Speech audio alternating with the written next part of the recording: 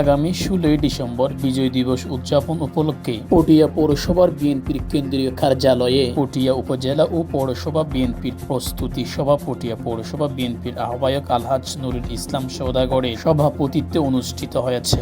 এতে প্রধান অতিথি হিসেবে উপস্থিত ছিলেন চট্টগ্রাম দক্ষিণ জেলা বিএনপির সাবেক সিনিয়র যুগ্ম আহ্বায়ক আলহাজ এনামুল হক এনাম। প্রধান বক্তা হিসেবে উপস্থিত ছিলেন পটিয়া উপজেলা বিএনপির সদস্য সচিব জনাব খুরশেদ আলম। এতে বিশেষ অতিথি হিসেবে উপস্থিত ছিলেন পটিয়া পৌরসভা বিএনপির সদস্য সচিব গাজী মোহাম্মদ তাহের, পটিয়া উপজেলা যুবদলের আহ্বায়ক ইয়াসিন আরফাত, সদস্য সচিব মোহাম্মদ ওহিদুল আলম চৌধুরী পিবলু, পৌরসভা যুবদলের আহ্বায়ক আফছার উদ্দিন সুহেল এবং সদস্য সচিব হাবিবুর রহমান রিপন সহ পটিয়া উপজেলা ও পৌরসভা পর্যায়ের বিএনপি, যুবদল, ছাত্রদল, স্বেচ্ছাসেবক দল, শ্রমিক দল ও কৃষক দল সহ অঙ্গ সংগঠনের নেতৃবৃন্দরা। এছাড়া আরো উপস্থিত ছিলেন বিএনপি ইউনিয়ন ও ওয়ার্ড পর্যায়ের বিএনপি, যুবদল, ছাত্রদল ও স্বেচ্ছাসেবক দল সহ অন্য অঙ্গ সংগঠনের নেতৃবৃন্দরা।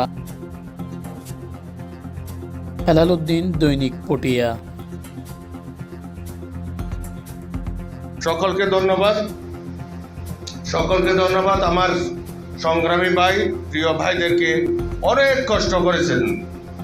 গত 16টা বছর 17টা বছর অনেক কষ্ট করেছেন, অনেক কষ্ট পেয়েছেন। ইনশাল্লাহ আমরা নিজেরা ঠিক করব।